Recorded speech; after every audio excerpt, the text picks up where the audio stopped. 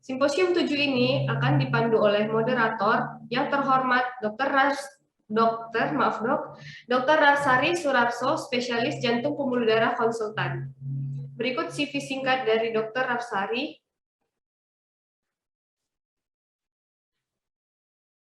Dr. Rarsari Surarso, spesialis jantung pembuluh darah konsultan, menyelesaikan pendidikan dokter umum di Universitas Diponegoro, Semarang, tahun 1993. Kemudian beliau menyelesaikan Master of Hospital Administration dari Universitas Indonesia Esa Unggul, Jakarta. Beliau melanjutkan pendidikan spesialis jantung dan pembuluh darah dari Universitas Indonesia tahun 2010. Saat ini beliau bekerja sebagai staf Departemen Kardiologi dan Vaskular Universitas Indonesia, Rumah Sakit Harapan Kita, Jakarta.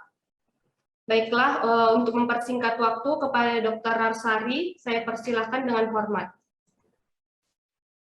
Terima kasih, Dr. Sari Syafadina.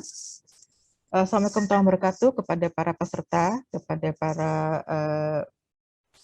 pembicara, juga para panitia. Saya mendapatkan tugas dari panitia untuk memandu session dari kami, dari Pokja Gagal Jantung di Perki.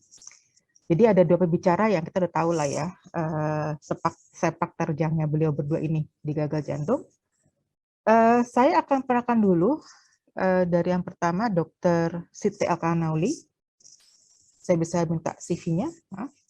Oke, jadi bisa dibaca ya, intinya sih Dr. Nauli sama-sama saya kemarin, bukan kemarin ya, waktu pendidikan di SPJP, kita bareng-bareng di SPJP, beliau lulusan di UI, FKUI-nya, lulusan SPJP juga di UI, dan sekarang sebagai Ketua Pokja INHF PPPRK dan juga staf senior di RSUD Tangerang, dan sebagai penanggung jawab dari poli gagal jantung di RSUD Tangerang. Jadi Dr. Nauli pada hari ini akan membawakan topik mengenai satu identiti gagal jantung yang semakin banyak kita temuin, gagal jantung dengan fungsi pompa yang masih baik, atau HFpEF, atau namanya sebagai heart failure preserved ejection fraction. Oke, tanpa membuang waktu lagi kepada Dr. Nauli, saya persilakan 20 menit Dr. Nauli untuk presentasinya. Silakan. Baik. Ya, terima kasih. Terima kasih Dr. Iri. Assalamualaikum warahmatullahi wabarakatuh. Sebelumnya juga terima kasih kepada panitia atas undangannya. Oke. Saya berbicara hari ini mengangkat kasus, topik saya siang ini adalah mengenai heart failure dengan preserved ejection fraction, manajemen update-nya. Saya tidak ada sesuatu untuk didisclose. Ini kurikulum vitae. Kemudian outline yang akan kita bicarakan siang ini adalah mengenai apa sih yang disebut dengan HFpEF, kemudian bagaimana mendiagnosisnya, dan yang terakhir treatment strateginya berdasarkan kepustakaan-kepustakaan yang terbaru. Baik, teman sejawat sekalian, yang pertama perlu diketahui bahwa fenotype dari gagal jantung itu sendiri saat ini sudah dibagi berdasarkan left ventricle ejection fraction yang terbaru. Dimana kalau kita menemukan left ventricle ejection fraction 40% ke bawah, itu disebut sebagai reduced ejection fraction, 41 sampai dengan 49% itu mildly reduced, dan yang 50% ke atas inilah yang kita sebut sebagai kelompok preserved ejection fraction. Nah, dalam definisi terbarunya, ada satu populasi yang kita sebut dengan improved ejection fraction. Jadi yang sebelumnya dengan ejection fraction ventricle kiri 40% ke bawah, dia naik 10 poin, atau tadinya di bawah 40%, kemudian sekarang naik di atas 40%. Dan ini masih menjadi topik pembicaraan yang penting sampai saat ini, apakah kita layak untuk menghentikan pengobatan atau tidak.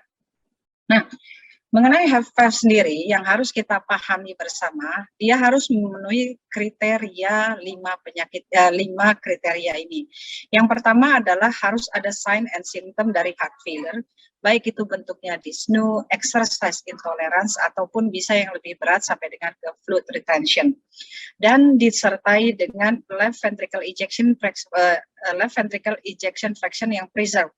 Nah, memang di kepustakaan yang terbaru kita menemukan 50% ke atas, tetapi di beberapa kepustakaan yang lama dan juga beberapa trial yang mengikut sertakan pasien-pasien preserved ejection fraction itu mengambil patokan di atas 45% ke atas, di atas 45%.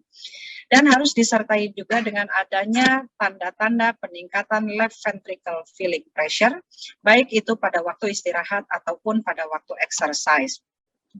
Dan HFpEF ini kita harus membuktikan adanya predominan dari cardiac problemnya.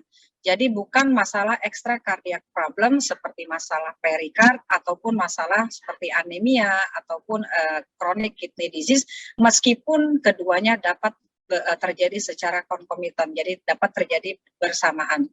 Dan di dalam HFpEF yang murni, dia tidak termasuk sebagai infiltrative disease ataupun genetic mutation dan tidak termasuk di dalamnya primary valvular disease atau akibat toksin dan masalah ischemic etiologi. Tapi tetap sekali lagi keduanya dapat terjadi secara konkomitan. Nah, seperti yang sudah disampaikan oleh Dr. Riri sebelumnya, kenapa sih HFpEF ini sekarang begitu menarik dan juga begitu tren sebagai topik pembicaraan pada gagal jantung? Karena ternyata yang pertama, kalau kita lihat secara mortality-nya, itu dibandingkan dengan HFpEF, ternyata memang lebih rendah sedikit untuk HFpEF. Tetapi kalau kita lihat di sini, survival rate-nya itu tidak berbeda jauh antara kelompok HFpEF dan HFrEF, baik dalam hal 1 year mortality ataupun yang 5 year mortality. Dan sayangnya lagi, karena biasanya pasien HFpEF ini angka harapan hidupnya atau survival rate-nya itu jauh dikatakan lebih baik daripada HFrEF, tetapi kualitas hidupnya itu jauh lebih buruk dibandingkan dengan pasien HFrEF. Nah, di sini bisa kita lihat pasien-pasien dengan HFpEF yang tabel warna biru itu menunjukkan exercise intolerance yang lebih berat derajatnya dibandingkan pasien yang mid-range ataupun pasien-pasien dengan reduced ejection fraction. Dan masalah berikutnya adalah sampai saat ini untuk tata laksana HFpEF sendiri belum ada bulat yang memberikan trial evidence base yang memberikan hasil yang sepositif pada HFrEF. Sehingga inilah yang kita sebut sebagai bahwa salah satu masalah di HFpEF itu adalah single greatest unmet need in cardiology, bukan hanya dalam hal treatment, tetapi juga dalam hal mortality dan juga dalam hal mendiagnosisnya. Karena kita bisa lihat banyak sekali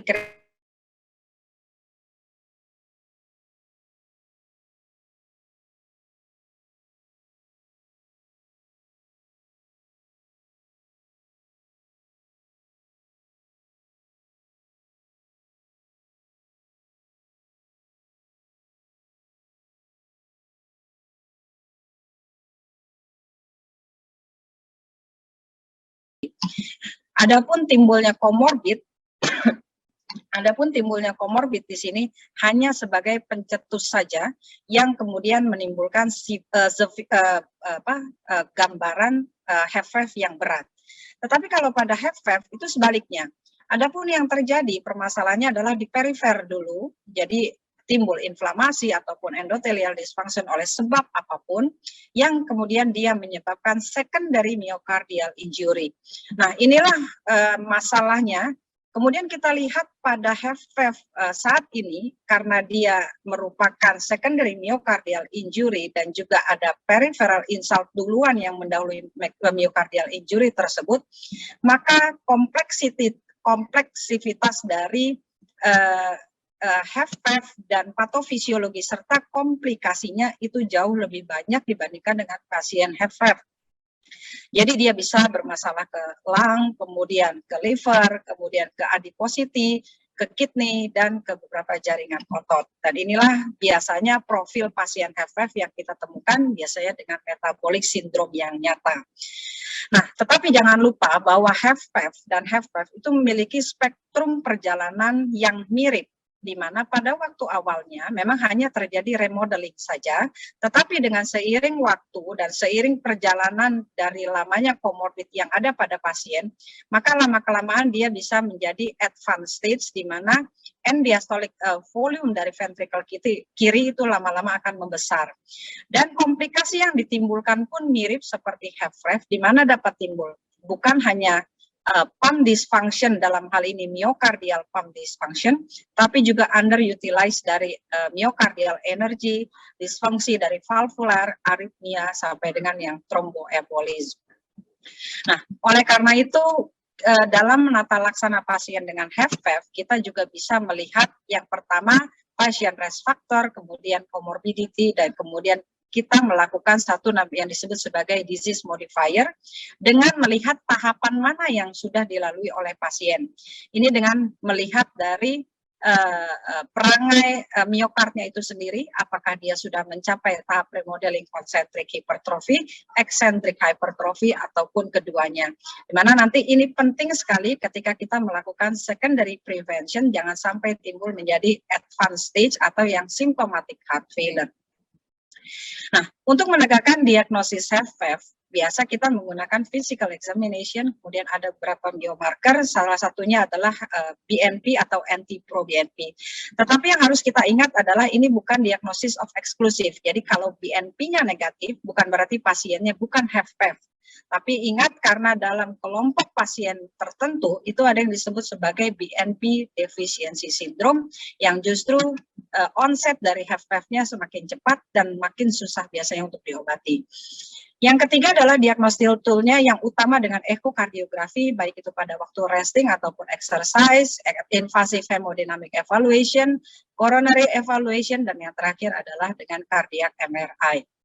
Nah, ini penting karena presentasi dari HFpEF itu biasanya bukan hanya pada waktu resting kemudian dia sudah timbul fluid retention, tetapi beberapa pasien pada waktu awal biasanya menunjukkan yang disebut sebagai exercise induced heart failure. Jadi dia kalau jalan menyebabkan airway pressure-nya naik, kemudian baru mengeluh sesak. Kemudian yang kedua itu tipe yang volume overload, dan yang tipe ketiga adalah tipe dengan pulmonary hypertension atau right ventricle failure. Yang ketiganya tentunya memiliki garis penanganan yang berbeda. Nah, mengenai diagnostic approach dari HFpEF itu sendiri bisa kita lihat ada beberapa pendekatan, bisa menggunakan skor atau tidak menggunakan skor. Yang pertama saya tampilkan di sini yaitu yang tidak menggunakan skor. Jadi based on clinical history, physical examination, kemudian natriuretic peptide level, kemudian pemeriksaan penunjang seperti chest X-ray, EKG, dan echocardiografi. Ini kemudian kita bagaimana nanti left ventricle filling pressure bisa disingkirkan dengan menggunakan echocardiografi. Nah, teknik yang kedua adalah dengan scoring yang disebut sebagai H2FpEF score. Ini dikembangkan lebih banyak dengan menggunakan variabel klinis. Jadi setiap variabel ini kemudian kita lakukan berapa scoringnya. Nah, di situ menentukan kira-kira probability pasien ini untuk menderita HFpEF seberapa besar. Kalau dia 4 ke atas, maka kita sudah bisa tentukan bahwa kemungkinan besar ini pasien memang dengan HFpEF. Skor yang kedua adalah skor dari HFA yang disebut sebagai PEF score. PEF score ini lebih kompleks lagi, tapi lebih rinci, dan saya rasa ini patut bisa kita gunakan sebagai salah satu kriteria, terutama digunakan di sini oleh primary physician dan beberapa dokter non-kardiologis sebagai screening awal kira-kira pasien ini menderita HFpEF atau tidak. Yang pertama adalah pretest assessment, sama dengan menggunakan symptom sign, kemudian melihat comorbidity, EKG, standar echo, natriuretic peptide, dan juga cardiopulmonary exercise test. Kalau tidak memenuhi syarat dari yang pertama, maka kita lanjutkan dengan pemeriksaan comprehensive echo. Tetapi kalau sudah memenuhi syarat, maka kita bisa melakukan comprehensive echo untuk melihat peningkatan dari left ventricle filling pressure saja. Tetapi kalau yang pertama ini tidak ditemukan adanya satu kelainan, tetapi simptom dan sign-nya jelas, maka jangan-jangan ada sesuatu hal dari echo yang perlu kita lihat lebih jauh lagi. Ini yang disebut sebagai kriteria echo, ada yang mayor, ada yang minor, ada yang fungsional, dan ada yang morphological. Yang harus dicari adalah pertama, adakah tanda-tanda peningkatan dari left ventricle filling pressure yang ditandai dengan peningkatan dari E per E prime atau penurunan dari septal E prime ataupun lateral E prime dengan disertai TR velocity yang lebih dari 2,8. Nah, sedangkan untuk yang morphological itu kita bisa lihat petanda dari remodeling dengan melihat left ventricle mass index, atau petanda dari peningkatan left ventricle filling pressure dengan melihat ukuran dari left atrial volume index-nya dia. Nah, apabila dari grafik ini kita temukan poinnya 5 ke atas, maka confirm diagnosisnya dengan HFpEF.